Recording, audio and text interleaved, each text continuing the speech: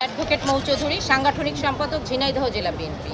আমি ঝিনাইদহ জেলা থেকে সংরক্ষিত আসনের জন্য মনোনয়ন চেয়েছি এবং আমাদের প্রধানমন্ত্রী এবং আমাদের জাতীয়তাবাদী দল বিএনপির চেয়ারম্যান জনাব তারেক রহমান স্যারের সাথে একটু আগে কথা হলো। উনি আমাদের কথা শুনলেন, যদিও 1 মিনিটের মধ্যে কথা শেষ করতে বলেছেন, তাই আসলে না আমার পরিচয় ছাড়া তেমন কিছু দিতে পারিনি।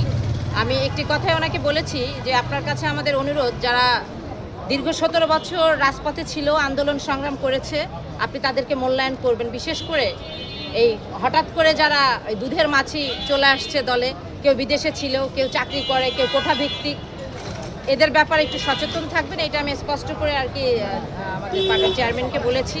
উনি যাতে, একটি কথাই ছিল আমার, 2বার একটি কথাই বলেছি ঘুরিয়ে, আপনি ত্যাগীদের মূল্যায়ন করবেন। আমার বিশ্বাস যদি দল সত্যিকার অর্থে ত্যাগীদের মূল্যায়ন করে তাহলে নিশ্চিত আমাকে মূল্যায়ন করবেন, কারণ আমি দলের দুঃসময়ের জেলা বিএনপির সাংগঠনিক সম্পাদকের দায়িত্ব পালন করে আসছি। তাই আসলে আমার নেতার কাছেও দাবি থাকলেও উনি অবশ্যই আবারও আমি বলতে চাই যে উনি ত্যাগীদের মূল্যায়ন করবেন, এবং ত্যাগীদের যদি মূল্যায়ন না করে আগামীতে আসলে দল যদি সংকটে পড়ে তখন কিন্তু আসলে ত্যাগীরা অভিমান করবে, এবং ত্যাগীরা আমার বিশ্বাস হয়তো বা আগামী না। ধন্যবাদ আপনাকে। আচ্ছা, একটা প্রশ্ন, দল যদি আপনাকে মনোনয়ন দেয়, আপনি সাধারণ মানুষের জন্য উন্নয়নের কি পরিস্থিতি রেখেছেন?